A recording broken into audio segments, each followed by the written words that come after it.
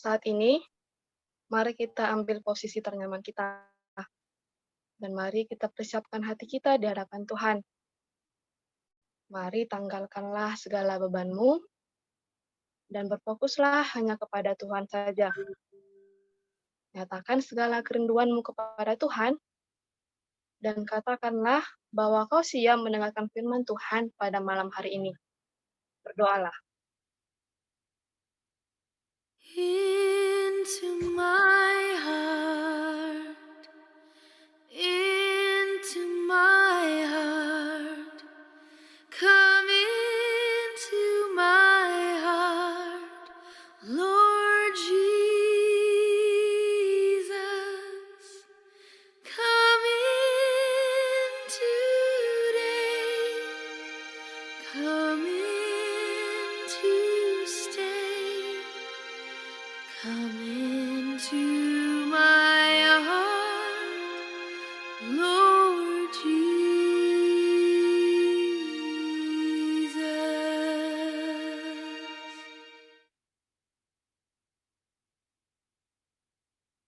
Amin. Kita satukan hati kita berdoa. Kepadamu Allah pemilik hidup dan kehidupan kami, kepadamu Allah yang bertata tinggi dalam kerajaan sorga. Kembali kami ucap syukur kepadamu ya Tuhan, untuk setiap kasih Tuhan yang tidak pernah habis dalam kehidupan kami masing-masing. Di sini Tuhan kami datang kepadamu, kami siap ya Tuhan untuk mendengarkan sebagian dari firman-Mu. Kiranya ya Tuhan, firman-Mu itu dapat kami terima dan menjadi pelita dalam kehidupan kami masing-masing. Kami juga berdoa ya Tuhan kepada kakak kami Kak Leni Panggabean untuk setiap persiapannya, sehingga kami pun Tuhan dapat menerimanya dengan baik. Kami juga tak lupa berdoa ya Tuhan kepadamu, kepada teman-teman kami yang belum bisa bergabung pada malam hari ini. Tuhanlah yang mengetuk pintu hati mereka ya Tuhan, sehingga mereka rindu untuk bergabung dengan kami di sini. Kiranya Tuhan yang berkati ibadah kami dari awal, pertengahan, hingga akhir. Kami juga berdoa ya Tuhan, untuk setiap peralatan yang kami pakai maupun jaringan ya Tuhan. Kiranya Tuhanlah yang selalu memberkatinya. Kami sambut ya Tuhan firman ini melalui nama Yesus Kristus, Tuhan kami yang hidup. Amin.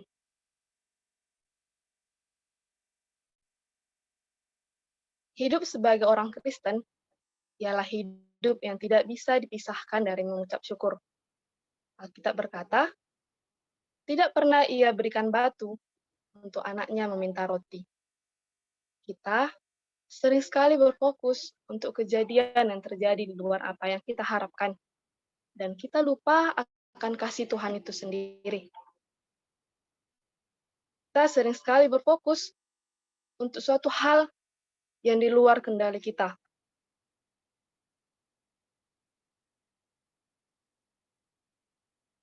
Menyembah juga merupakan respon kita atas kebaikan Tuhan. Penyembahan bukan hanya sekedar keluar menyampaikan perkataan-perkataan rohani yang keluar dari mulut kita, melainkan keseluruhan dari aktivitas hidup kita pun harus mencerminkan penyembahan kita kepada Tuhan. Penyembahan sama artinya dengan mendekatkan diri kepada Tuhan, untuk menyatakan segala hormat, pujian, dan syukur kita kepada Tuhan. Sehingga yang perlu kita ingat, bahwa mengucap syukur serta menyembah Allah haruslah menjadi bagian dari hidup kita, yaitu menjadi gaya hidup setiap orang percaya. Mari nyatakan rasa syukur dan penyembahan kita yang lebih dalam lagi kepada Tuhan. Mari kita naikkan pujian kita. Dan di akhir lagu, saya mengundang Kak Leni untuk membawa renungan.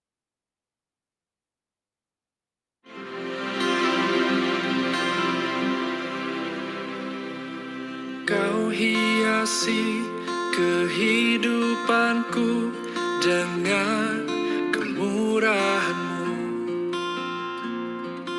Kau rancangkan masa depanku penuh dengan harapan.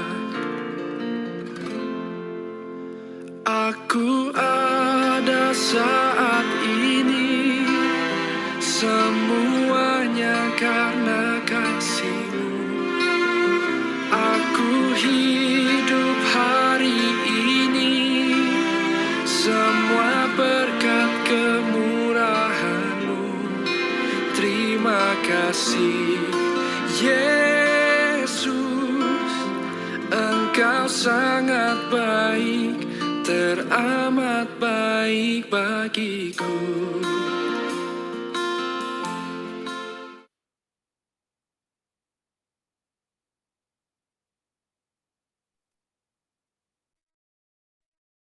berdoa, tukan hati kita berdoa kepada Allah. Ya Allah, Tuhan kami, syukur untuk ini Tuhan, Tuhan kebaikan bersama siswa kami, Engkau hadir kami yang memberi setiap firman Tuhan yang hamba-Mu untuk menyamanmu dan membuka hati kami.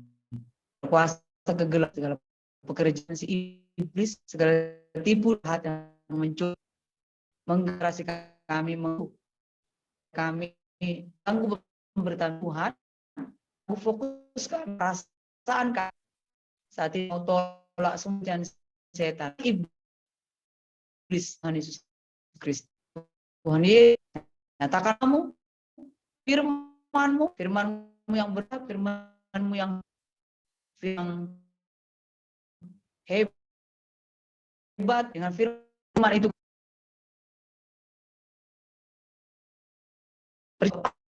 Allah tidak adalah Allah yang berkuasa menaklukkan kuasa kegelapan pun sepercaya diberi atau otoritas untuk mengalahkan tipu daya si jahat. Tuhan ini kami mau okultisme kegelapan, Tuhan yang murah yang Tuhan yang nolong kami mengenai iblis si jahat. Dalam Yesus berdoa. Haleluya. Amin. So, bagi semuanya,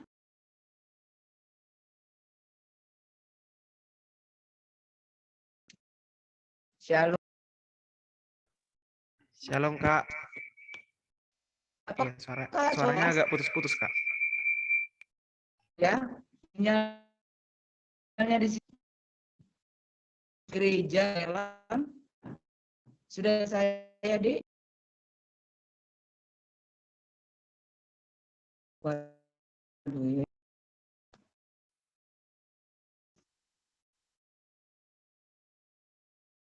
Halo, sudah jelas? Masih putus-putus sih Kak. Putus ya. Padahal kakak pakai Telkomsel loh. Tapi enggak jelas ya. Bagaimana ya? Ini gimana? Udah Kak, udah mulai jelas. Udah ya? Udah jelas ya? Baik. Tema yang diberikan kepada saya adalah zona abu-abu ya. Zona abu-abu antara putih dan hitam itu ya. Antara putih dan hitam berarti ada warna abu-abu. Sebenarnya kalau istilah Alkitab, tidak panas, tidak dingin. Kira-kira seperti itu ya. Tidak panas, tidak dingin gitu. Nah, kalau dunia Yunani membagi dunia itu atas dan bawah, hitam dan putih. Manusia baru, manusia lama. Paulus juga sering sekali mengucapkan istilah manusia baru, manusia lama, seperti itu. Hanya dua gitu, atas, bawah. Yohanes berkata panas, dingin. Jadi itu kontrasnya. Tapi abu-abu itu antara panas, antara dingin, antara hitam, antara hitam, antara putih gitu. Kalau dalam istilah lain, sinkritisme ya. Jadi ada pencampuran antara kebenaran dan kebohongan, antara kebenaran dan kepalsuan, antara terang dan gelap disatukan. Ya hasilnya ya setengah kebenaran, setengah kebenaran lah kan gitu. Kalau setengah kebenaran bagaimana ini ya gitu. Nah, hari ini saya membahas tentang okultisme atau dunia kegelapan. Ini penting ya kita tahu sebagai mahasiswa karena Ibu sudah 20 tahun melayani seperti ini dan saya sering diundang untuk melakukan doa-doa pelepasan seperti ini. Tapi saya mau katakan kepada adik-adik, kalau ada seseorang yang terlibat dengan kuasa kegelapan, kalau dia misalnya kerasukan setan, kita lepaskan bisa gitu loh. Tapi jangan hanya sampai di dalam pelepasan, Tetapi harus ada follow up, tindak lanjut. Apa itu? Memuridkan dia gitu, memberitakan kepada dia kebenaran supaya dia paham gitu. Dia paham dia siapa, lalu bagaimana kuasa Allah dan bagaimana kuasa iblis, kuasa si setan dan segala bentuk tipu dayanya. Nah, lanjut. Apa itu dunia kegelapan? Apa itu kegelapan? Terang, gelap. Nggak pernah antara terang dan gelap, nggak ada di tengah ya. Jadi hanya ada terang atau hanya ada gelap. Tolong ya adik-adik. Jadi keputusannya nanti kita harus memilih. Jadi nggak ada sebenarnya zona abu-abu. Nggak ada sebenarnya zona abu-abu itu. Karena Yohanes bilang, kalau kamu panas, panas. Dingin, dingin. Jangan suam-suam kuku. Nanti kamu dimuntahkan oleh Tuhan. Jadi gelap, gelap. Terang, terang gitu loh. Ya, ini nggak bisa bercampur ya. Terang dan gelap nggak akan bisa bersatu. Karena firman Tuhan di dalam Korintus berkata, bagaimana mungkin Belial dan Kristus disatukan? Itu nggak mungkin. Jadi nggak ada zona abu-abu. Tidak munculkan zona abu-abu karena memang ada orang yang sepertinya benar tapi ya salah gitu ya. Contohnya banyak orang Kristen yang rajin ke gereja tapi pergi juga ke dukun. Pakai jimat juga. Ada orang-orang Kristen rajin beribadah, melayani Tuhan jadi si tua, tapi kalau ada kabar-kabar begu ganjang di kampungnya, takut juga, resah juga gitu. Nah, ini kita bingung gitu. Kenapa gitu? Seharusnya kalau kita yang sudah menjadi terang, tidak ada rasa takut lagi kepada kegelapan itu. Karena kita tahu kegelapan itu sudah dikalahkan oleh Yesus. Ya. Kalau dibilang kurang iman, saya rasa sekurang-kurang imannya pun kita sampai ada rasa takut berlebihan seperti itu, kok bisa ya gitu? Apakah karena memang belum lengkap pengertian kita, belum pernah diajarkan kepada kita, kepada mereka tentang dunia kegelapan ini? Tapi sebenarnya sederhananya kita menyikapi ketika saya sudah percaya Yesus, ketika saya sudah percaya berkuasa dan namanya mempan kepada saya kan gitu. Roh-roh apapun, mau begu ganjang, mau kuntilanak, yang ada di dunia ini, yang sedang bekerja pagi, siang, dan malam. Kalau kita orang percaya, nggak ada rasa takut lagi. Ya. Nah, dikatakan di dalam slide kedua, apa itu dunia kegelapan? Pertama, santet. Ya, ada gambar di situ, ada satu gambar seperti boneka, itu santet jarak jauh. Ya, jadi dia disantet jarak jauh. Lalu ada juga perdukunan. Perdukunan ini sering kita lihat ya, ada daun-daunan, ada air, ada sirih dan yang lain-lain gitu. Lalu ada jimat. Jimat itu seperti itu, cincin, ada kain-kain warna merah, di dalamnya nanti ada kayak besi-besi berani, macam-macam bentuknya. Lalu ada mantra. Mantra itu ada tulisan-tulisan di kertas, lalu dibacakan. Nanti itulah yang membuat dia menjadi kuat. Kalau memang itu mantra untuk ilmu global, hanya di papan gitu. Kalau santet itu ditusuk jamnya di hati, ngeri ya. Ada juga foto bahwa itu lihat ada opung-opung itu ya, dia misalnya mau menyantet presiden gitu ya, siapa ya, lalu fotonya ada juga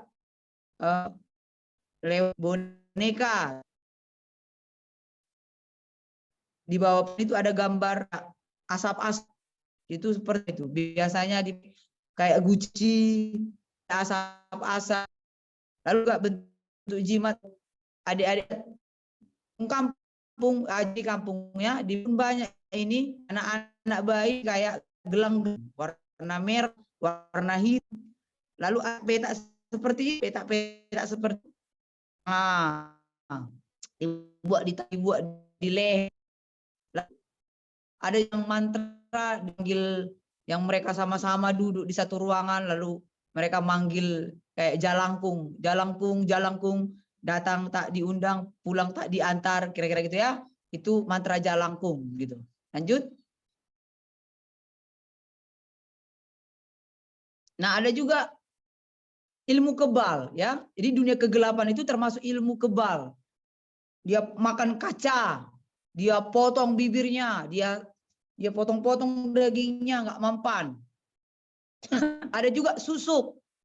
Ya, susuk itu benda-benda bentuknya perak atau besi atau emas dimasukkan ke bagian tubuh supaya cantik, supaya tetap awet muda gitu. Jadi semakin mahal nilai yang dimasukkan ke wajahnya, semakin cantik dia gitu. Pelaris. Ya, ada orang supaya laris usahanya ambil tanah kuburan lempar, karena itu kata dukunnya. Kalau mau laris usahamu, ambil tanah orang yang baru meninggal, lemparkan ke seng tetanggamu itu, biar mati semua usaha orang itu. Jadi semua orang datang samamu gitu. Nah, lalu ada juga kerasukan. Kerasukan itu pun termasuk dunia okultisme. Orang yang sering kerasukan, ya kadang-kadang kita tengok dia kayak kosong, kayak ketawa sendiri, kayak lain suaranya. Ah, ini kerasukan. Kemungkinan besar dia terlibat okultisme. Lanjut. Lalu ada juga kayak sihir. Sihir ya. Dunia sihir. Ini agak jarang kita jumpai sihir ini ya, tapi ini ada. Lalu sesajen. Mempersembahkan sesajen. Israel sendiri pernah mempersembahkan anak laki-lakinya kepada Molok. Saya pernah dengar satu daerah mempersembahkan anak laki-lakinya ke sungai. Aduh, seremnya ya. Lalu yang ditakuti gitu loh. Orang Batak kan takut sama Raja Batak, Sisingamangaraja. Jadi ke kuburannya pun harus satawidapung, dihormati, disegani gitu. Ini juga termasuk okultisme loh. Ya. Menyembah patung. Oh, itu Nyi Roro Kidul. Itu hanya gambar ya. Persisnya saya nggak tahu wajahnya. Itu di Yogyakarta dia, di pantai selatan itu. Ah, itu gelombang, katanya di situ ada Nyi Roro Kidul. Jadi kita harus hati-hati di situ. Sopan, nanti marah dia. Jadi kalau ada orang-orang yang kita takuti, itu juga penyembahan berhala. Kalau adik-adik pernah nonton film Kanjeng Mami, kan ada foto Kanjeng Mami, asal lewat dari foto Kanjeng Mami itu harus pakai belangkon, ya. Baru kayak gini gitu, kayak gini, pakai belangkon baru kayak gini. Nah, itu kan salah satu adat Jawa yang sebenarnya okultisme gitu. Menyembah patung, ya jelas lah ya, menyembah patung kayak Buddha, Hindu. Memang mereka bilang kami tidak menyembah patung, tapi kan kenyataannya mereka kan menyembah patung. Banyak patung-patung di mana-mana. Oke, lanjut. Itu juga penyembahan berhala. Musik setan. Lanjut. Musik setan ya. Ya, kayak mana ini musik setan ini? Lihat aja lah di Google ya. Lalu gereja setan gitu. Ini kan berkembang semua ini. Lalu kartu tarot. Itu kartu-kartu yang dipakai untuk meramal. Lalu horoskop. Ya, hati-hati dengan horoskop. Walaupun ini hanya kayak main-main, bercanda-bercandaan. Tapi bisa kita terikat olehnya. Ya, hati-hati gitu loh. Jadi anak-anak Tuhan saya rasa nggak perlu lagi lah membahas-bahas Libra, Capricorn. Kayak kalau hanya untuk mengenal sekedar karakter boleh lah ya. Tapi kalau sampai dalam deep dia, saya rasa kurang tepat gitu. Itu termasuk okultisme. Lanjut. Nah, latar belakang keterlibatan ya. Itu yang pertama, kekosongan rohani. Ya. Ya. kosong gitu. Nggak ada Yesus di hatinya. Ya masuklah iblis. Sudah pasti. Lalu kalau kita nggak punya kalau nggak punya firman Tuhan di dalam hati kita, dalam pikiran kita, ya berat gitu. Coba baca satu orang Matius 12 ayat 43 sampai 45. Coba baca satu orang. Matius 12 ayat 43 sampai 45. Silakan.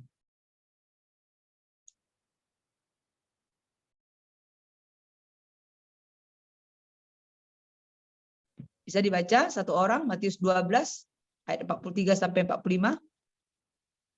Begini firman Tuhan, dengan perikop kembalinya roh jahat. Apabila roh jahat keluar dari manusia, ia pun mengembara ke tempat-tempat yang tandus mencari perhentian. Tapi ia tidak mendapatnya. Lalu ia berkata, aku akan kembali ke rumah yang telah kutinggalkan itu. Maka pergilah ia dan mendapati rumah itu kosong, bersih, tersapu, dan rapi teratur. Lalu ia keluar dan mengajak 7 roh lain yang lebih jahat daripadanya. Dan mereka masuk dan berdiam di situ. Maka akhirnya keadaan orang itu lebih buruk daripada keadaannya semula. Demikianlah juga akan berlaku atas angkatan yang jahat ini. Puji Tuhan. Kekosongan rohani. Terima kasih. Kalau kau nggak punya firman Tuhan di dalam hatimu, nggak ada yang kau simpan di dalam hatimu, siap-siap aja lah, gitu. Siap-siap, gitu. Ya, kekosongan rohani itulah yang menyebabkan kenapa orang terlibat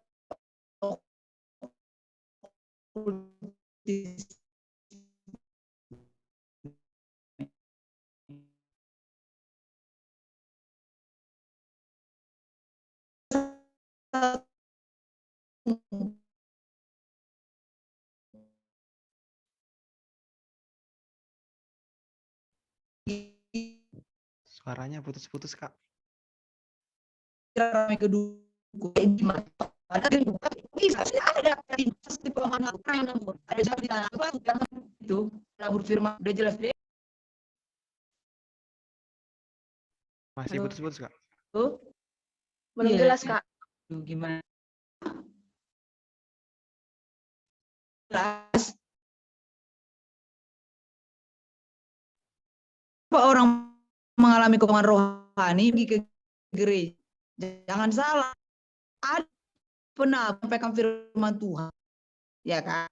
Tapi ketika di taman itu di tanah yang keruh, sehingga datanglah dimakan. Itu artinya apa?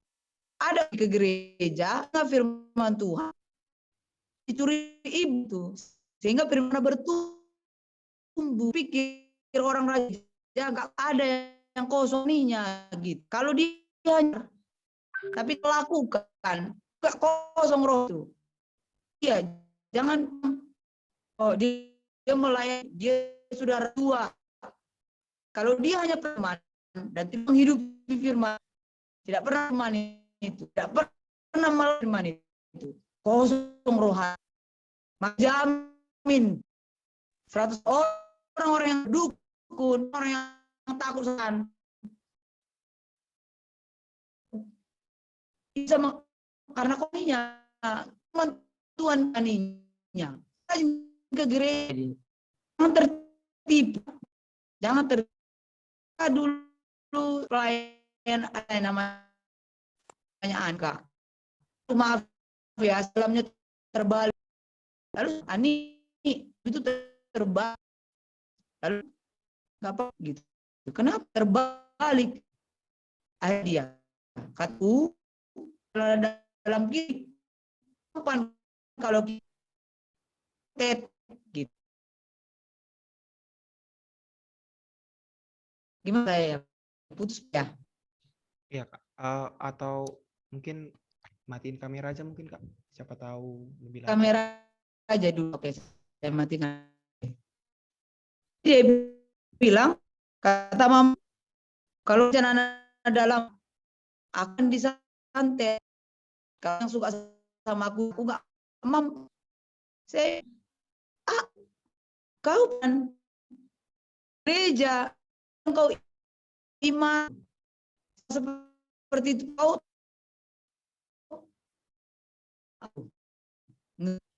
baru ya anggapan itu gitu Tuhan kegelapan hati kan memalingnya dia kan yang najis Muhammad itu kok bodoh kita Yesaya baru setiap roh jatuhan itu kan tuamu kehidupan pernah mahal dukun itu sean pun itu pun kita dan semua mata Tuhan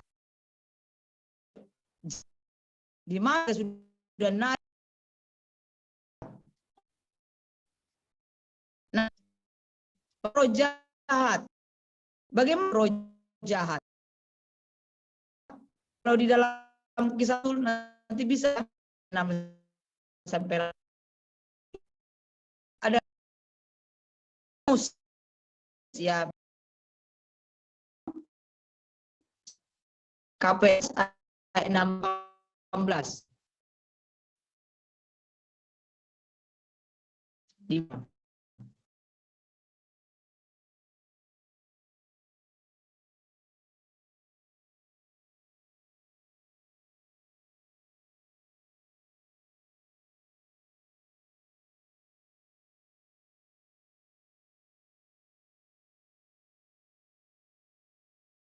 Halo?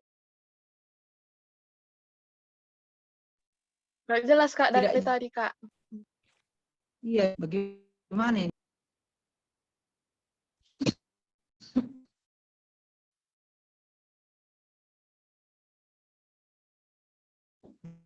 Ini bisa. Masih nggak jelas, Kak. Apa ini? Apa buat ya?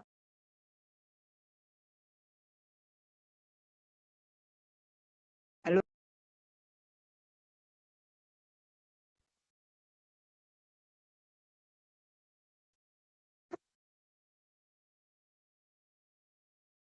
Dek?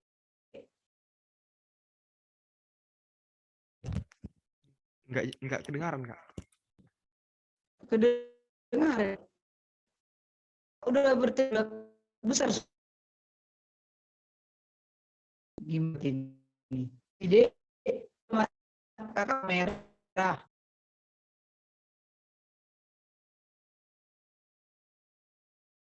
Solusinya ya.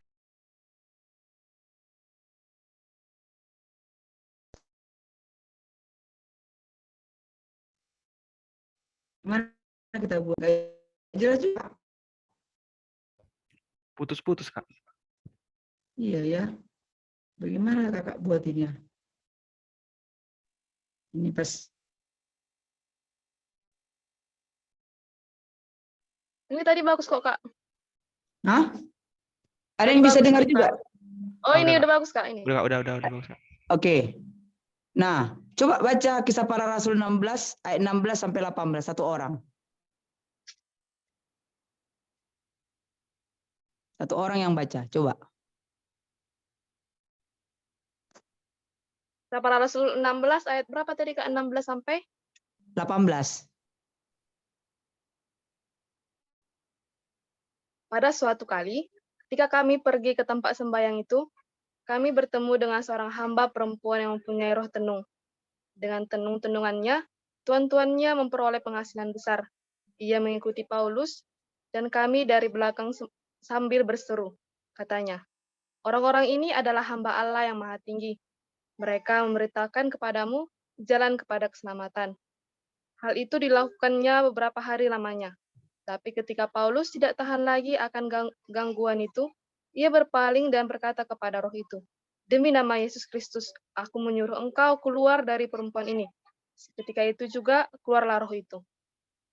Iya, jadi ada rumus, demi nama Yesus Kristus, aku menyuruh engkau Maksudnya iblis atau setan atau roh jahat, roh najis keluar dari perempuan ini. Itu rumus mengusir roh jahat ya. Apakah dia merasuki orang, apakah dia ada di rumahmu, di tempat kosmu, ya ucapkanlah, demi nama Yesus Kristus, aku menyuruh engkau keluar dari perempuan ini. Ya, kalau Yesus di dalam Markus 5 dia berkata, hai engkau roh jahat, keluar. Gitu. Tapi kalau kita, demi nama Yesus Kristus, dalam nama Yesus Kristus, aku menyuruh engkau keluar dari perempuan atau dari namanya boleh. Lalu yang kedua, harus ada satu keyakinan adik-adik bahwa roh ya yang ada di dalam kamu itu jauh lebih besar. Ya, baca satu orang 1 Yohanes 4 ayat 4. 1 Yohanes 4 ayat 4. Baca satu orang.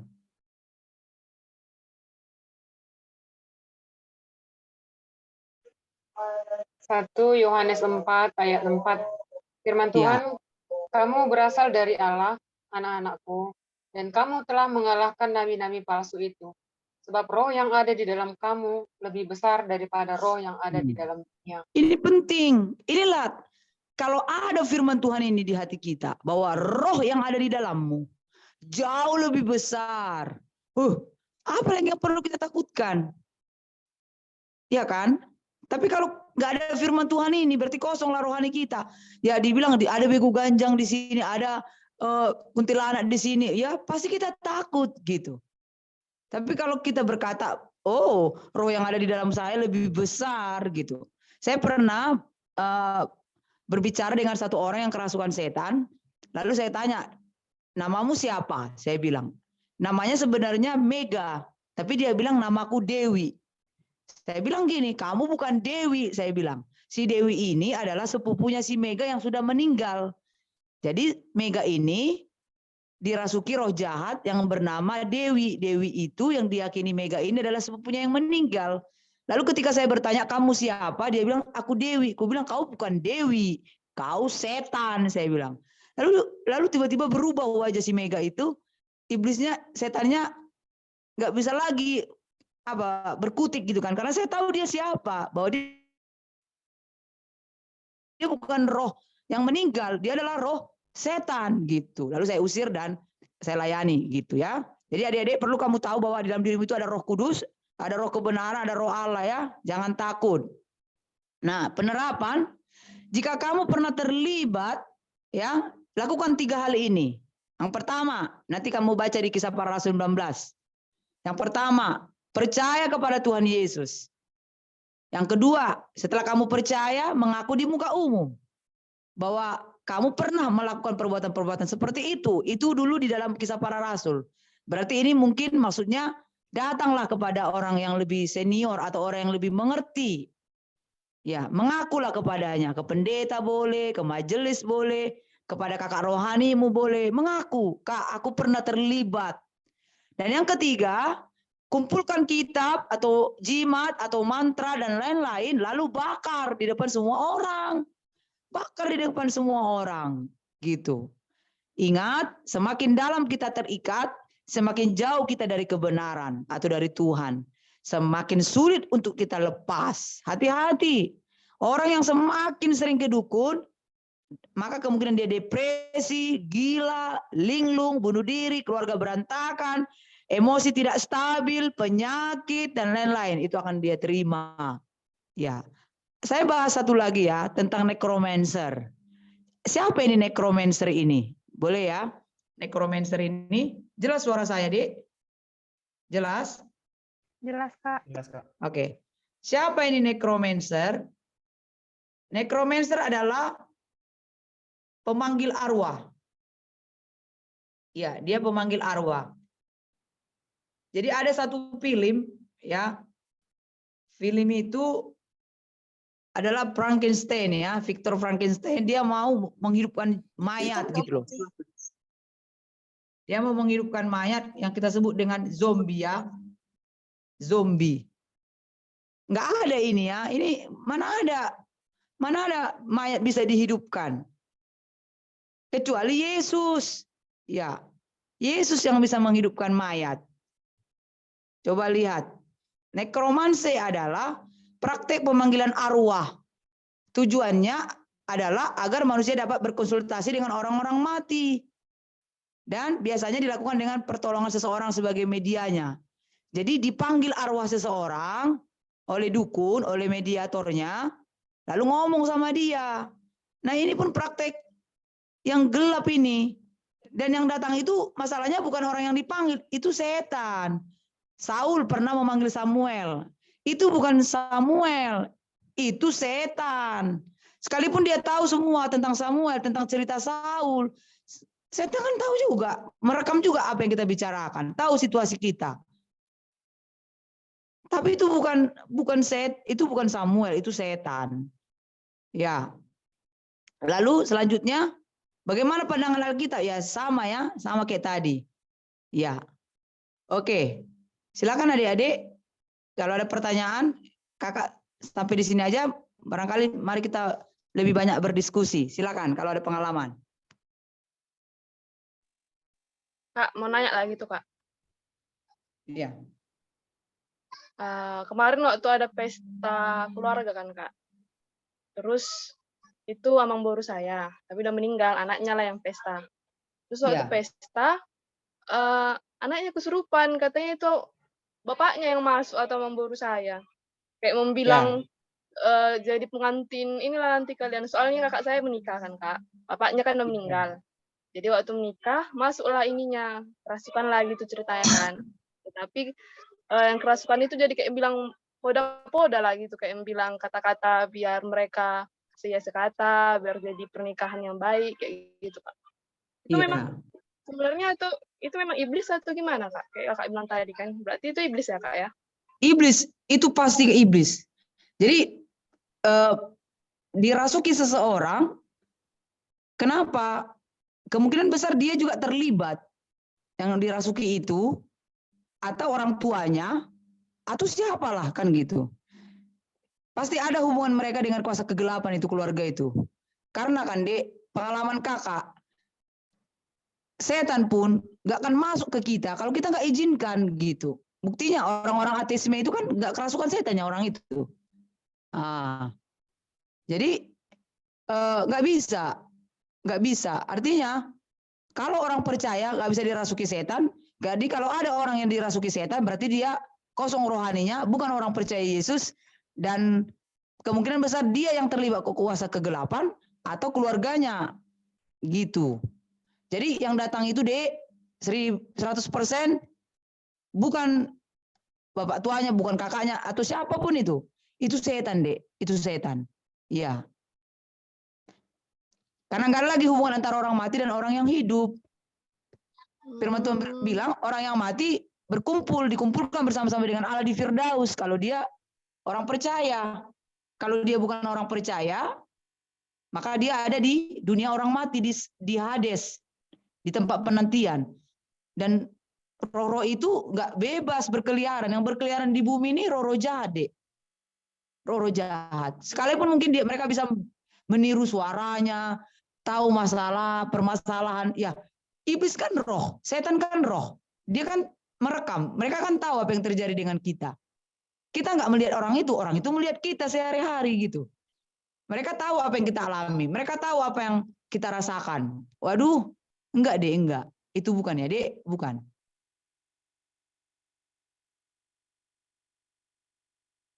Terus gimana selanjutnya Dek yang kerasukan itu? Tapi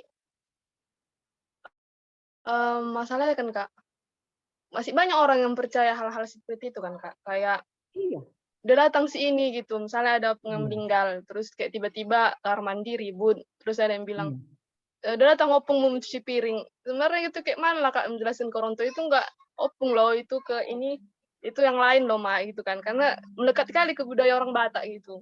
Kak. Betul. Kayak mana lah yang membukakan itu ke mereka? Mama aku meninggal, lalu malamnya bergerak tempat minumnya. Bayangkan, bergerak tempat minum kopinya yang dia pakai sehari-hari. Itulah jahatnya iblis itu ya, jahatnya setan itu.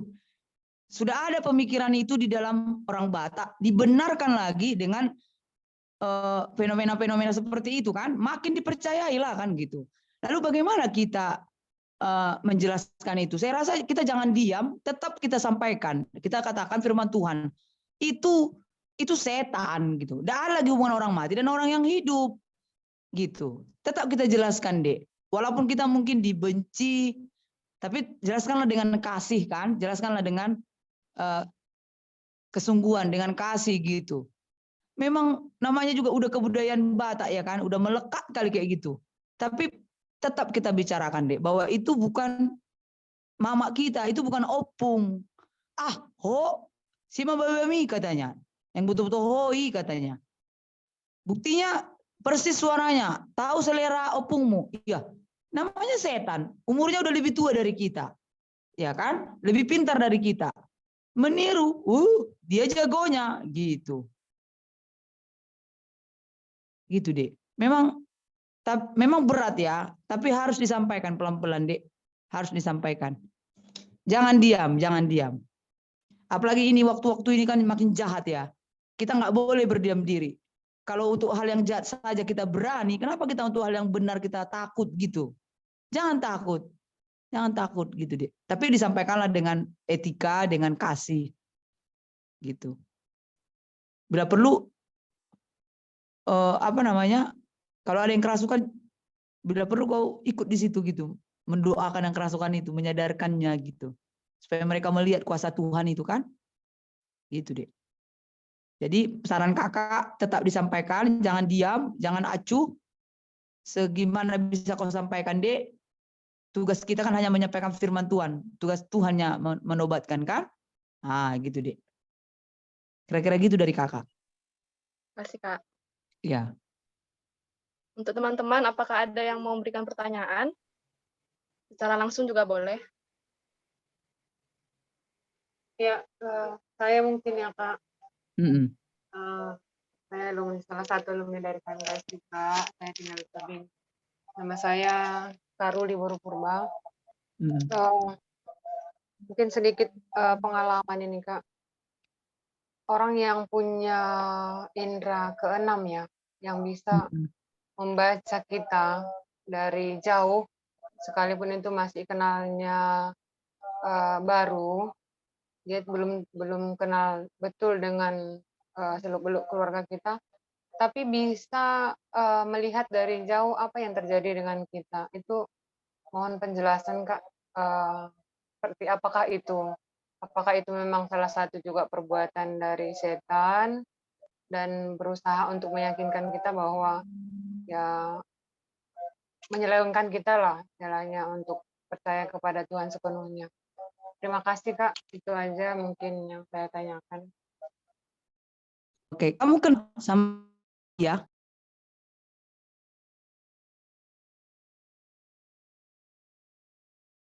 Ini yang tadi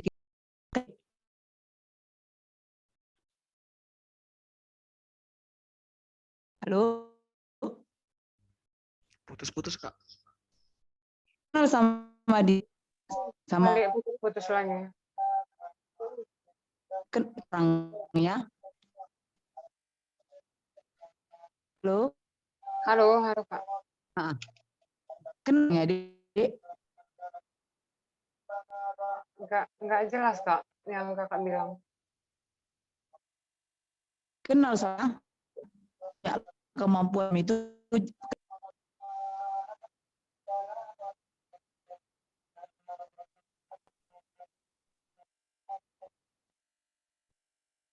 Halo, orangnya, Dek?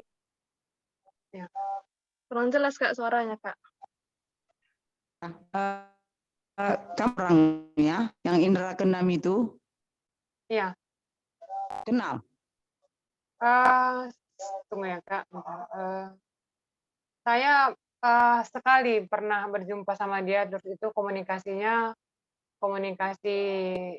tidak langsung lah, istilahnya via phone gitu.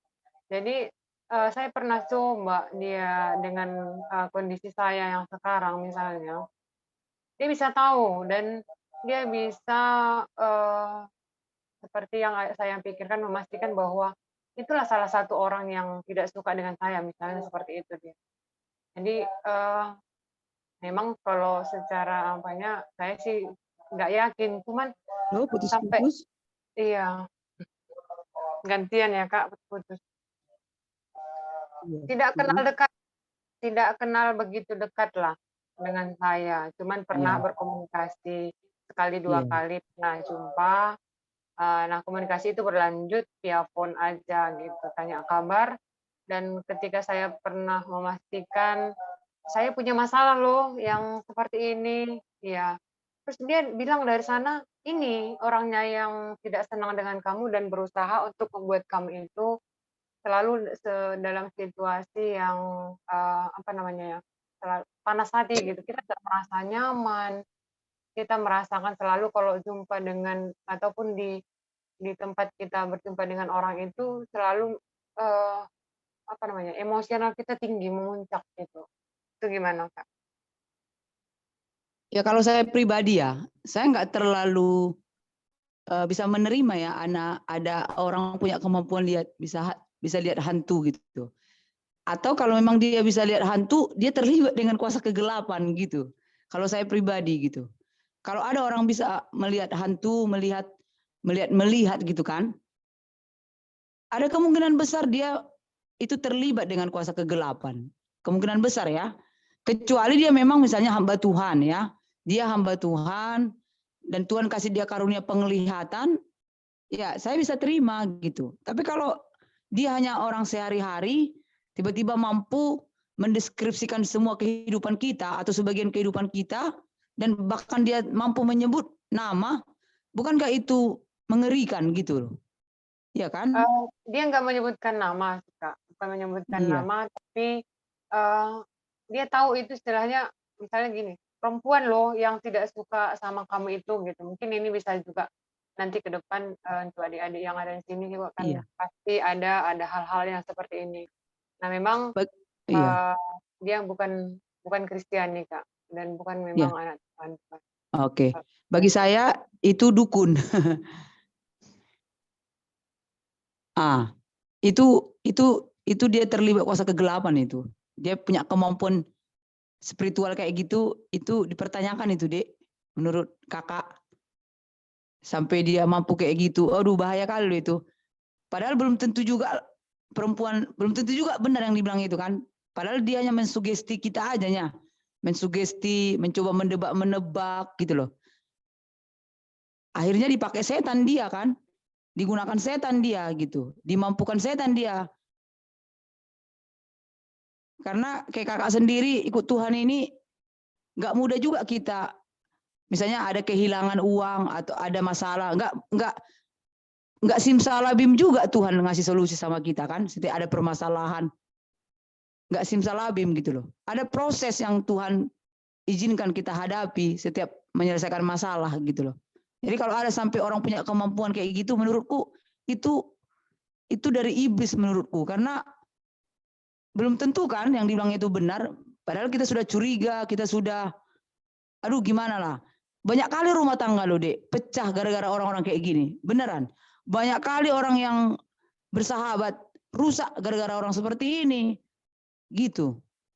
Karena dibilang ada perempuan dekat dia sama kau, lagi dia suka sama kau laki-laki itu. Padahal itu hanya ngarang dan aduh, enggak tahu lah gitu. Firman Tuhan bilang jangan percaya setiap roh kan, ujilah setiap roh gitu. Dan Tuhan juga nggak memprint hidup kita kan, nggak ada blueprint hidup kita gitu loh. Dan jangan gantungkan hidupmu dengan orang-orang seperti itu, Dek. Gue bilang sama klien, jangan pernah kalian konsultasi dengan orang seperti itu. Konsultasilah dengan orang-orang yang rohani, anak Tuhan. Ya, karena orang yang rohani, yang suka baca Alkitab, pasti orang seperti itu yang punya hikmat Tuhan. Masuk di akal nggak, Dek? Logis nggak apa yang kakak bilang ini? Kadang itulah tantangan kita memang di dunia luar ini ya, ilmu. Karena ketika memang kita kurang komunikasi dengan yang lain, dan itu kita dapatkan pada yang lain juga yang tidak mungkin bahkan yang tidak seiman ya Kak ya, yang tidak seiman dengan Betul. kita, dan ya itulah yang terjadi. Akhirnya Betul. kita diuji, memang keimanan kita akhirnya diuji. Kok bisa ya gitu, mereka punya punya apa namanya, dan itu mungkin benar ya Kak ya, bukan indera keenam ya, saya rasa ya. Enggak. Kalau nah itulah pengalaman hidup, pengalaman yang baru memang saya alami beberapa minggu yang lalu, dan untung memang saya tidak terlibat seterusnya, karena saya putuskan memang langsung ke komunikasi dengan, ya kebetulan adik ipar saya kan juga sama-sama dengan kita satu yang bekas pelayanan dari KMKS juga. Jadi gini, Tekniknya pada saat kita menghadapi yang seperti itu kadang betul, benar. Kenapa Tuhan mau mengizinkan kita penuh dengan masalah-masalah? Karena memang hidup ini penuh masalah kan. Artinya kenapa Tuhan jarang Tuhan menyelesaikan masalah kita dengan cepat ya kan? Karena memang lewat masalah itulah kita dibentuk, kita serius dengan Tuhan gitu. Lewat masalah-masalah itu gitu loh. Tengoklah cara-cara dunia, cara praktis, cara cepat. Nah itulah yang nggak boleh sebenarnya. Itulah yang harus kita curigai kan gitu. Makanya bagaimana kita bisa punya hikmat, bagaimana punya kebijaksanaan, karena kita punya hubungan dengan Allah, kita punya relasi dengan Tuhan. Ada firman yang kita ngomong tentang kita,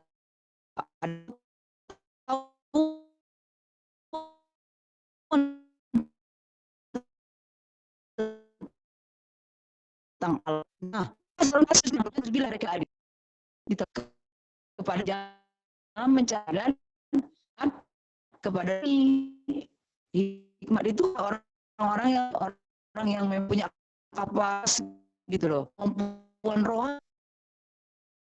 Orang itu udah berapa orang seperti itu, ujungnya apa, membuang itu ketakutan, curigai, persaudaraan hancur. Baru-baru ini keluarga istri saling suaminya mengguna. Nah ini orang-orang yang punya larinya suaminya dia sampai mau cerai keluarga ini dia lagi kakak. Aduh Tuhan, apa gara-gara itu yang Tuhan kelihatan indah tadi hampir mereka bercerai. Curigai pada dek itu benda kebetulan udah dia siapa aku. Ada yang salah gitu, agak punya keluarga itu gara-gara orang melihat yang tahu dia olah dia enggak lu dek kawan kita masalahmu keluarin sama Tuhan, doa tanya tuh kalau cari Tuhanmu. Orang-orang putus-putus Kak, jangan dunia spirit ya Kak. Halo, udah Kak, kayaknya udah. Kita membahas kultisme jadi banyak ya kan, perang juga ini. Jadi kami bukan setan di sini. Lanjut gitu ya dek, lagi pergi ke stop ya. Kak, ada pertanyaan dari kolom komentar Kak. Cek Pandek, Kak nggak bisa cek. Oke, ini pertanyaannya dari Kak Belinda. Kak mau nanya, apakah ketika terlibat okultisme, maka keturunannya juga terikat? Jika benar, bagaimana caranya agar kita tahu bahwa kita bukan keturunan yang terlibat okultisme? Terus yang kedua, jika kita berobat ke tukang urut dan beliau menggunakan media tertentu atau ada bacaan tertentu, apakah kita jadi terlibat okultisme, Kak? Itu aja Kak pertanyaannya. Oke, bagus. Yang pertama, untuk kita terlibat. Jadi jelas Tuhan Adam nonton dalam Kak, putus-putus pasal Kak 5. suaranya Kak. Halo? Halo, Dek? Udah lebih lancar Putus-putus Kak. suaranya, Kak. Oh, Halo? Masih putus Kak. Udah? Iya ya. Masih. Kemana lah saya ya? Udah lancar Kak. Udah lancar? Udah. Jadi gini, Roma 5 bilang gini, karena ketidaktaatan satu orang, yaitu Adam, maka semua orang jatuh di dalam dosa. Semua orang dihukum Tuhan, kan gitu. Padahal Adam yang berdosa, tapi kita semua kena hukuman. Jadi jelas, itu berlaku sampai ke bawah. Gitu. Kalau Adam saja udah 6.000 tahun yang lalu kejadian, tetap kita yang menanggung, berarti apalagi yang paling dekat dengan kita, orang tua kita. Kalau orang tua kita yang melakukan dosa, yang kekejian di mata Tuhan, maka kita pun kena, Dek. Otomatis kena. Lalu bagaimana kita tahu orang tua kita itu terlibat? Tengoklah kerohaniannya. Tengoklah cara bicaranya. Kalau sakit siapa yang dicarinya duluan? Tuhan atau dukun? Dari situ kita bisa identifikasi. Tengoklah imannya. Hari Minggu ke gereja mereka, tuh sukunya mereka yang itu kalau sakit, kalau masih kayak gitu kita bisa kena. Tapi kau sudah lahir baru, kalau kau sudah menghati dan menerima Yesus sebagai Tuhan dan Tuhanmu, kutuk, patah, kutuk tidak berlaku lagi. Nah, baru ya tadi yang tadi Dek, tadi yang kedua ya.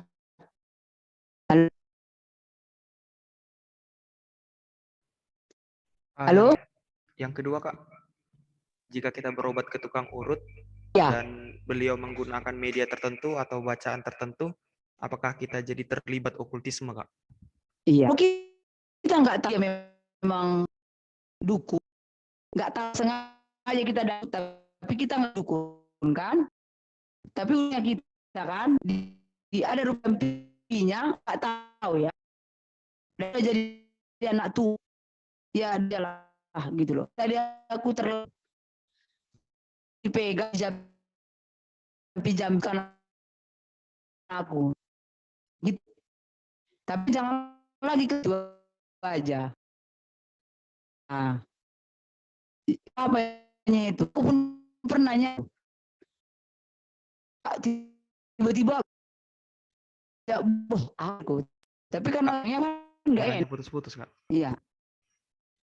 Kakak pun pernah, tapi karena udah nggak mungkin kan dia kan. Halo Dek. Halo. suaranya, Kak. Iya. Putus, Kak. Ini udah jelas. Masih Kak. Iya. Ini jelas Dek. Masih putus-putus sih Kak. Iya ya. Kemana lah kakak ini? Ini Udah lumayan Kak. bisa. Ah. Jadi kalau kita tahu kan Dek, ya berdoalah.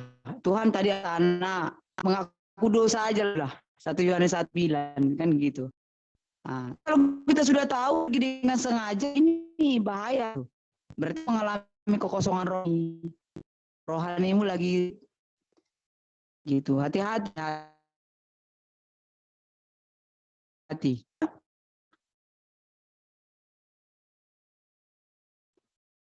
Halo? Kalau Kak masih ada satu pertanyaan lagi, karena estimasi tinggal 7 menit lagi. Kak izin bertanya, bagaimana tanggapannya Kakak mengenai berdoa di kuburan atau sebaliknya? Orang meninggal yang dapat mendoakan orang hidup. Kedua, bagaimana pandangan Kakak tentang orang yang merokok? Apakah itu bagian dari okultisme? Oke, berdoa di kuburan sekarang berdoa kalau saya pulang kampung, tapi yang saya doakan orang hidup.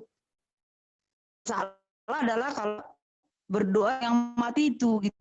Misalnya Inong, Opung, kan? Gitu.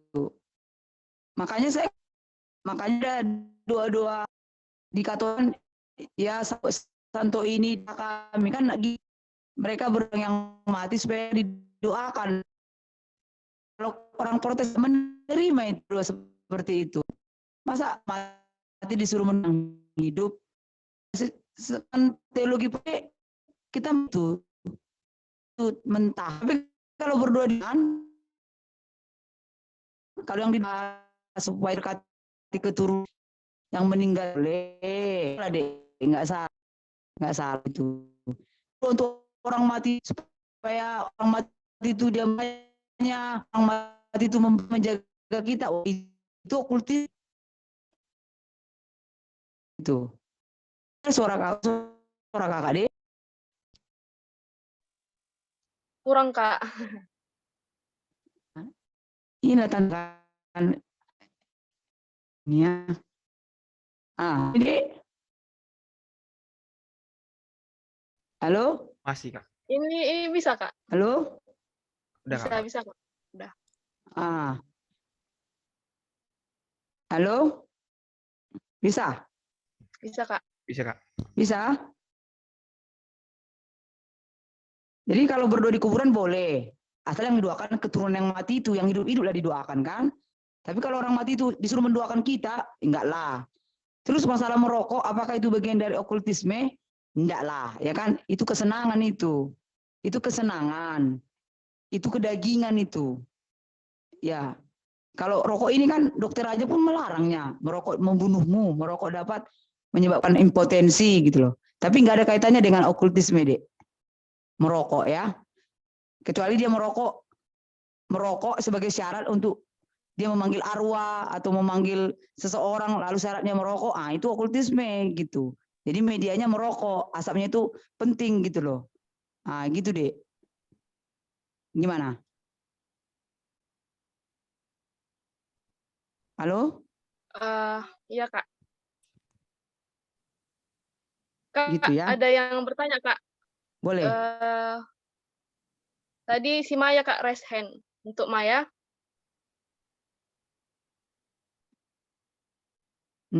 Oh, tanya, Kak. Ya. Jadi gini, Kak, aku punya opung dulu waktu masih hidup, tapi sekarang udah meninggal. Nah, semasa hidupnya kan, Kak, opungku ini si tua, dan semasa hidupnya opungku ini pernah kulihat bisa mengusir begu ganjang, Kak. Dan terus aku entah apa ditulis opungku pakai arang. Dan terus opungku ini juga pernah mengapakan hujan, Kak. Dia makan garam, terus ada kata-katanya dan aku nggak tahu apa kata-katanya, dan opungku ini bisa menghentikan hujan. Nah, kira-kira kayak gitu, Kak, itu okultisme nggak, Kak? Dan aku tanya sama opungku, kok opung bisa melakukan hal kayak gitu? Datang opungku katanya, itu turun-temurun dari opungnya opung, katanya sama aku, Kak. Udah jelas lah, Dek. Okultisme itu, Dek. Iya, Kak. Itu jelas sekali okultisme. Diturunkan gitu kan. Sama dengan mamaku kan, tukang kusuk. Katanya diturunkan ke aku. Wah, aku bilang, gimana cara menurunkan kayak gitu? Siapa yang menurunkan itu kan gitu? Bahkan ada yang mengatakan itu karunia dari Tuhan. Itu bukan karunia dari Tuhan, itu karunia dari setan kan gitu. Hebat kali dia bisa menurunkan, mendiamkan hujan. Kalau memang itu dari Tuhan, ya semua yang dari Tuhan nggak ada jampinya loh, Dek. Semua yang dari Tuhan hanya dalam nama Yesus. Ya. Dan nggak ada perlu media. Hanya Alkitab hanya pernah berbicara media itu tentang apa? Sapu tangan, minyak, gitu. Air ludah Yesus, tanah. Dengan tanah, Yesus pernah menyembuhkan orang buta dengan tanah. Tapi kalau baca mantra aja, wah itu udah okultisme itu, Dek. Walaupun dia si tua, nggak jaminan itu. Itulah orang bodohnya orang Batak. Dipikir itu kan gift ya, karunia dari Tuhan gitu loh. Enggak, Dek. Apalagi udah ada mantra-mantra yang dibaca, ada media-media. Enggak. Mengusir setan begu ganjang nggak perlu pakai media. Pergi aja kalian ke kampung yang ada begu ganjangnya sekarang. Pergi aja kalian di sana bikin KKR. Nggak usah pakai media. Media yang diizinkan di Alkitab itu yang saya lihat adalah ada pakai sapu tangan, minyak di kitab Yakobus, ambillah minyak, doakan, oleskan, itunya Dek. Tapi kalau sampai yang lain-lain nggak pernah pakai media. Kalaupun ada media air atau apa, ya doakanlah dalam nama Tuhan Yesus Kristus gitu loh. Orang yang punya kemampuan itu pun harus kita lihat juga kerohaniannya. Saya gini ya, semakin rohani orang kan Dek, semakin wajarnya tingkah lakunya. Nggak aneh-aneh kok. Saya mengusir setan hanya demi nama Yesus saja, nggak perlu pakai media, kecuali orang sakit, saya ambil minyak, saya oleskan, karena kadang saya oleskan di perutnya, di kepalanya, gitu Dek. Tapi yang lain-lain nggak perlu media. Dalam nama Yesus saja, cukup Dek. Gitu Dek. Terima kasih ya Kak. Iya Dek ya. Kak, ini ada yang bertanya satu lagi Kak ya, dari Boleh. atau orang Boleh. lagi dari Bang Ando, boleh buka kamera Bang? Kakak tutup kamera ya, soalnya sinyal ya. Ya nggak masalah Kak. Nah, jadi gini Kak, aku mau nanya tentang hal trauma Kak, hal trauma yang sudah mendalam lah mungkin ya, sudah bertahun-tahun gitu. Contohnya ada seseorang ketika melihat sesuatu itu, apalagi tentang melihat darah, jadi karena dia pernah mengalami suatu trauma yang begitu yang begitu parah, dan ketika dia melihat darah, jadi gimana ya? Jadi trauma yang mendalam Kak. Kira-kira kalau misalnya seperti itu termasuk ke okultisme kah itu Kak, atau gimana Kak? Enggak Dek, itu psikologi Dek. Atau pernah dia memang kalau takut darah jadi pantangan. Jujur nggak dia itu? Kan misalnya dia terlibat okultisme, tapi tantangannya jangan melihat darah. Tanya dulu, kenapa kau trauma sama darah gitu loh. Nanti dibilangnya aku trauma lihat darah, padahal itu pantangannya. Kalau ditengoknya darah itu batal semua kekuatan-kekuatan yang dia terima itu. Tapi kalau trauma karena darah, karena memang dia pernah mengalami kecelakaan, ya itu psikologi gitu loh. Tapi kalau darah itu menjadi kayak larangan, syaratnya adalah jangan melihat darah. Kalau kau lihat darah berarti batal semua kuasa-kuasamu itu. Itu okultisme Dek.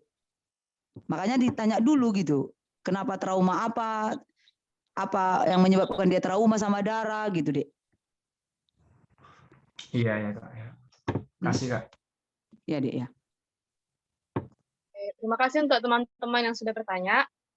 Untuk teman-teman yang masih ingin ada pertanyaan, boleh mencet pengurusnya langsung agar ditanyakan kepada Kak Lini. Iya. Kak, bolehlah Kakak tutup dalam doa Kak. Ya. Ini masih ada lanjut lagi Dek? Masih Kak untuk persembahan sama komitmen nanti Kak. Bisakah Kakak setelah Kakak tutup, Kakak izin?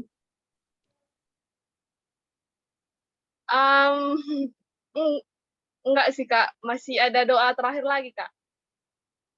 Oh, maksud Kakak bisa Kakak izin? Nggak ikut doa terakhir? Atau tinggal persembahan ya?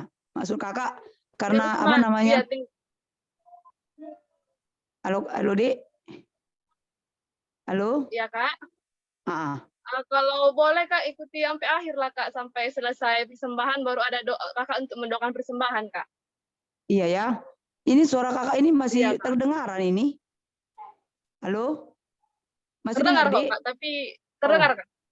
Iya Kak. Ya. Oke. Ayo kita berdoa ya. Ayo. Ya Tuhan, kami menyerahkan setiap diskusi kami hari ini. Tuhan, kalau ada di antara kami pernah terlibat okultisme, biarlah kami mau disadarkan hari ini dan menerima kebenaran dari Tuhan bahwa itu adalah dosa dan kekejian di mata Tuhan dan kebodohan dan kesia-siaan. Kiranya Tuhan, apa yang sudah kami terima hari ini mengingatkan kami kembali untuk sebuah tugas dan tanggung jawab untuk kami menyampaikan kebenaran itu tanpa takut dan tanpa rasa gentar kepada keluarga kami dan orang-orang di sekitar kami. Itulah tugas kami Tuhan. Terima kasih untuk setiap pertanyaan, kiranya Roh Kuduslah yang memampukan menolong kami untuk menerima jawaban yang lebih tepat lagi dari Tuhan, dari Roh Kudus. Terima kasih ya Tuhan untuk firman-Mu, dalam nama Yesus kami berdoa, dan tolonglah jaringan ini Tuhan, belas kasihan-Mu atas kami. Dalam nama Yesus hamba berdoa. Amin.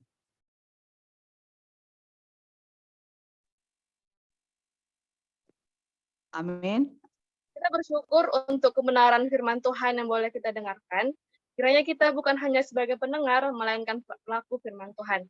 Saat ini mari kita kumpulkan persembahan.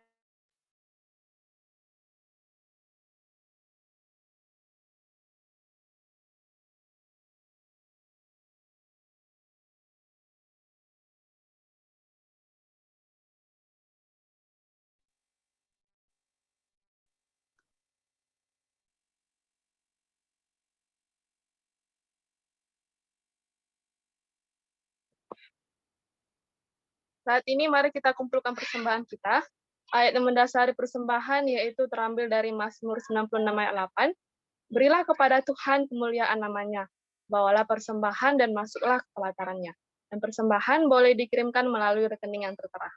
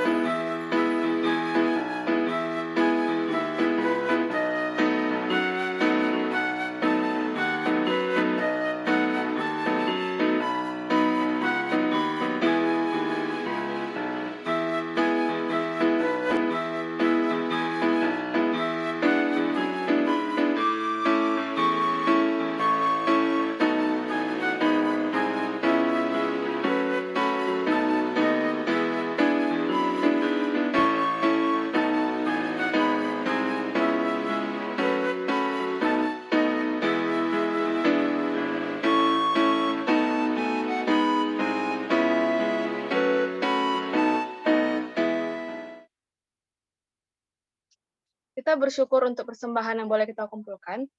Dan saat ini teman-teman boleh mengisi kuesioner kebaktian yang telah disediakan Kombakum di kolom komentar.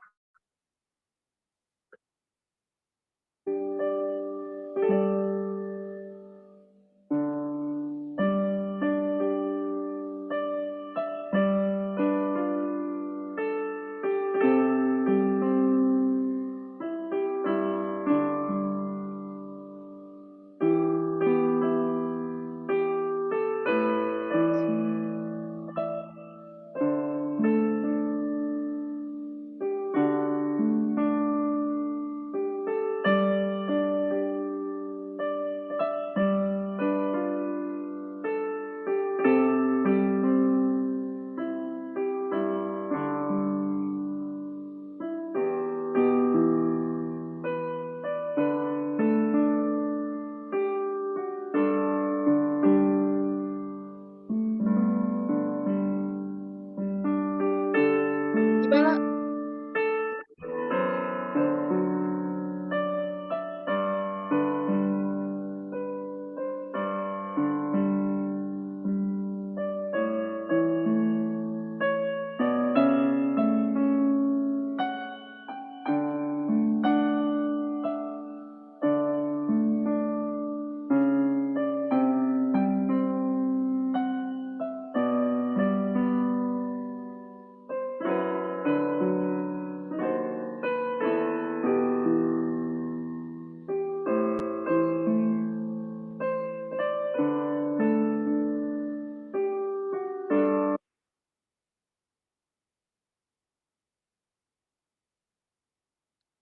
Tibalah kita di penghujung ibadah kita pada malam hari ini.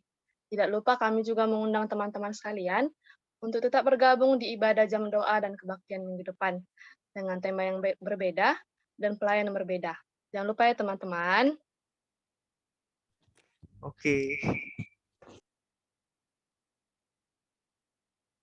Dunia ini terus mencoba menipu pikiran kita, supaya menganggap sihir dan kuasa gelap itu hal yang biasa saja, dan tidak menganggap itu merupakan hal yang bertentangan dengan iman. Tidak sedikit orang yang mengaku percaya Kristus, tetapi masih berpegang kepada okultisme, dan menganggap bahwa dengan melakukan okultisme, mereka mendapatkan solusi alternatif ketika mereka kesusahan. Padahal jelas tertulis di Yesaya 46 ayat 4 mengatakan, sampai masa tuamu, aku tetap dia, dan sampai masa putih rambutmu, aku menggendong kamu. Aku telah melakukannya dan mau menanggung kamu terus. Aku mau memikul kamu dan menyelamatkan kamu. Karena kita tahu Tuhan dan segala kasih-Nya tidak pernah berubah. Dengan percaya kepada Tuhan, kita akan mengalami berkat, keselamatan, dan pertolongan dari Tuhan kepada hidup kita. Bangkit, serukan nama Yesus. Mari nyatakan kuasa-Nya. Kita buat iblis gemetar, kalahkan tipu dayanya. Mari kita naikkan pujian komitmen kita. Dan di akhir lagu, saya mengundang Kak Leni untuk menutup dalam doa sekaligus mendoakan persembahan.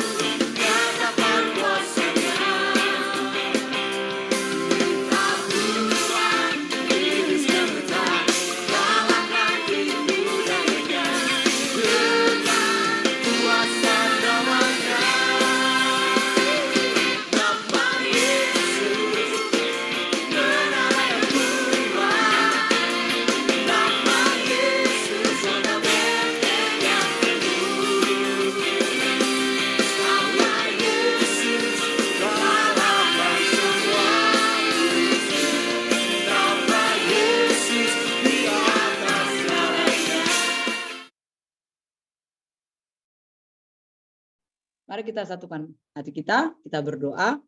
Ya Tuhan Allah kami yang hidup, Bapa kami yang kekal, kami bersyukur untuk persekutuan KMKS pada malam hari ini. Sekalipun Tuhan ada gangguan, tapi kami percaya Engkau Allah yang menolong setiap kami untuk mendengar, ada bagian-bagian yang memberkati kami, yang mengubah cara berpikir kami ya Tuhan. Ampuni kami kalau selama ini kami lalai melakukan sebuah tanggung jawab kami untuk menyatakan kebenaran dan menyatakan kesalahan kepada keluarga atau sekeliling kami, atau mungkin kami sendiri sudah terlibat di dalam kegelapan itu. Tuhan ampunkan kami, dan hari ini kami mau bangkit menyerukan nama Yesus, nama yang penuh kuasa, dan di dalam nama itu ada keselamatan, dan di dalam nama itu ada kuasa untuk mengalahkan si jahat, dan di dalam nama itu ada kuasa hikmat kebijaksanaan. Tuhan Yesus, tolonglah semua adik-adikku yang ada di room ini ya Bapak. Tolong kami semua untuk memahami, melihat, merasakan, mengalami kuasa Tuhan Yesus dalam hidup kami. Pimpin kami Tuhan, supaya kami tidak terjebak, terjatuh, atau terbelenggu, atau terbias ya Tuhan dengan paham-paham dunia ini yang menggoda kami untuk percaya kepada nasihat-nasihat kegelapan dan mulai meninggalkan nasihat-nasihat yang daripada Allah. Terima kasih untuk semua hamba-hamba Tuhan yang sudah melayani, kiranya Tuhan yang memberkati, dan persembahan yang sudah dikumpulkan, kiranya Tuhan yang memberkati. Bagi adik-adikku yang sedang studi, Tuhan memberkati, yang bekerja Tuhan memberkati, yang sedang bergumul untuk mencari sebuah pekerjaan, Tuhan yang menyediakan pekerjaan yang terbaik bagi mereka ya Tuhan. Berkatilah persekutuan ini Bapak, biarlah lewat persekutuan ini iman kami semakin dibangun, cinta kami kepada Tuhan semakin diteguhkan, kasih kami kepada Allah semakin nyata ya Bapak, lewat kasih kami kepada sesama kami. Terima kasih ya Tuhan Yesus untuk hari ini. Kami akan tutup persekutuan ini. Segala puji dan hormat kami bawa di hadapan Tuhan. Hanya di dalam nama Yesus kami berdoa. Kami bersyukur. Haleluya. Dan marilah kita berdoa seperti doa yang diajarkan Tuhan Yesus kepada murid-muridnya. Bapa kami yang di sorga, dikuduskanlah namamu. Datanglah kerajaanmu. Jadilah kehendak-Mu di bumi seperti di sorga.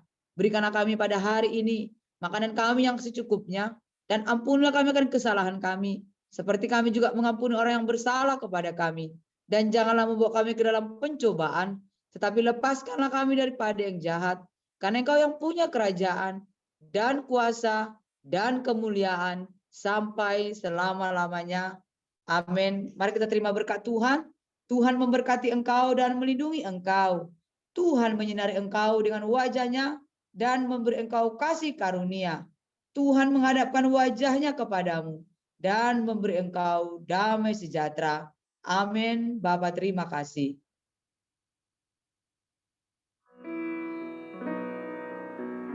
Bapa, terima kasih.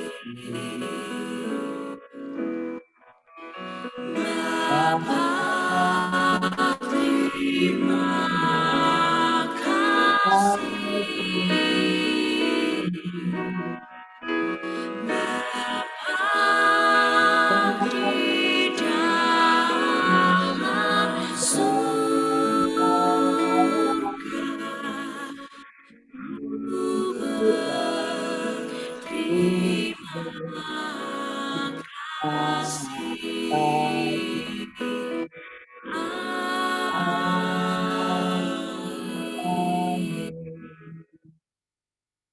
Amin. Shalom semua anak-anak muda. Tuhan memberkati. Selamat hari Minggu. God bless you. Hari Minggu. Terima kasih, Kak. Selamat Hari Minggu, Kak. Kalau ada yang mau dilayani secara pribadi, chat kakak aja ya. Jangan sungkan-sungkan. Oke Kak, terima kasih Kak. Ya, Tuhan berkati ya. Ya, Kak.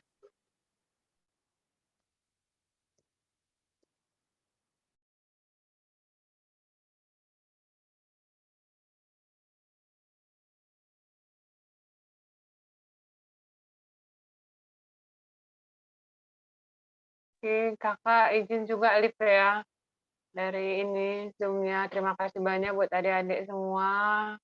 Shalom, Ya. selamat hari Minggu. Ya, Sehat-sehat selamat kita hari Minggu, semua. Kak. Makasih, Kak Ya. Taruli. Dadah. Dadah, Kak.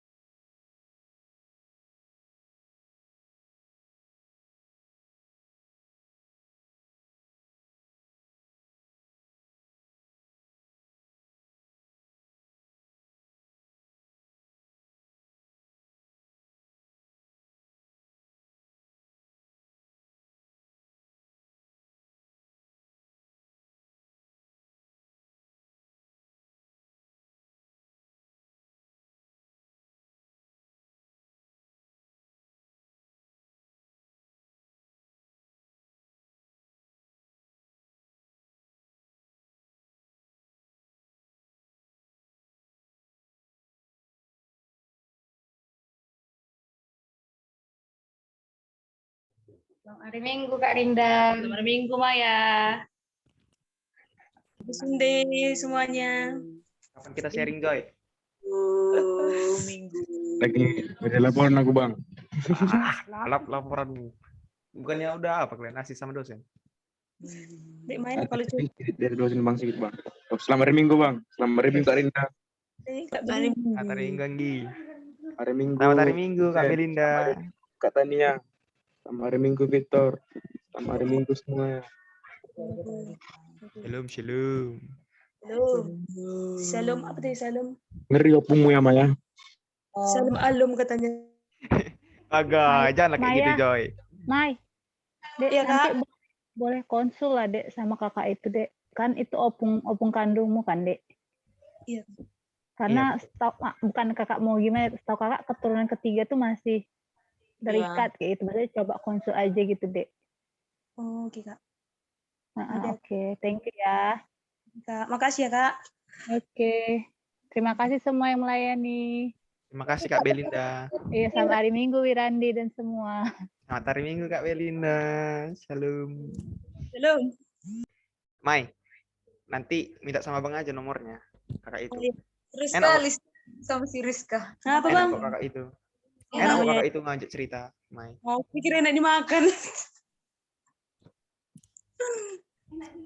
Shalom, Butter. Siapa Butter, Cuk? Butter, siapa Bang Butter. Bang Butter. Shalom, Butter. Bang Joy udah keluar ya? Nggak tahu. Oh Joy pakai Shalom I. Bang Salomo. Selamat hari Minggu. Joy, nggak masak-masak kita. Memang lagi. Itu ada deh. PC ya, PC nanti tahu orang.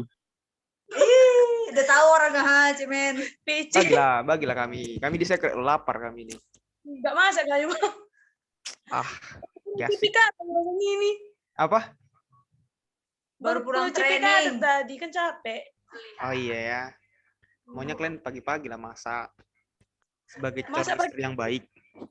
Calon ibu. Wah, Bangun aja kami. Wah. Jam berapa kita bangun Kak? wah. Kami aja gereja masa Batak tadi karena telat bangun. Gitulah. Masa calon ibu telat bangun. Kami tidur jam berapa, bangun jam berapa masih normal. Bisa. Kami aja setengah 4 udah bangun. Karena belum tidur. Kan nggak tidur. Ya Allah. Nanti lah kapan besok lah kita masak. Iya, masak ya. Ya masak kami besok. Ya Joy, nggak bisa. Aman itu aman. Karin masak lah Karin. Biar ku bayar yang 8,5 itu. Ah, Kak Rindang masak spesialis untuk Ku mangga. bayar uang makanku sama Kak Rindang. yang kemarin, nggak boleh di. Ya, Siriska juga belum bayar katanya. usah bahas di sini bang. Aku baru aja ku tahan mulutku ya Wirandia. PC. Shalom itu. Bisa. Selamat hari Minggu itu. Santri, Kak Santri. Oh itu Joy PI. Joy PCI. Sama Kak Rindang nggak bisa Berarti bilang Joey sama kok, bukan Joy. idenya. Joey. Selamat Minggu Kak Rindang. Suruh ke gereja. Nanti suruh si Nadia pulang ya bang dari kos kalian. Si Nadia dari kos kami. Aku aja di secret. Iya. Oh, tikusnya orang Kak Vita. Satu kos nanti. Udah laku N ya. Oke.